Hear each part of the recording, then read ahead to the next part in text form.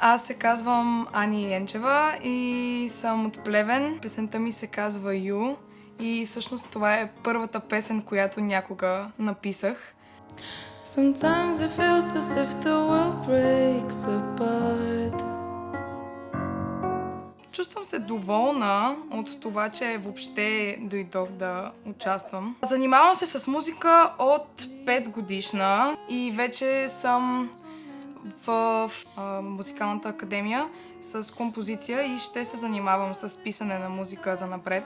Филмовата музика е много интересна част от писането на музика, която съм доста заинтересована също. Вдъхновението ми често е идвало от филми и сериали, сърцеразбиване също, много ясно. Пиша песни от името на героите понякога. Като хоби се занимавам с редене на диамантени гоблени. Това ли?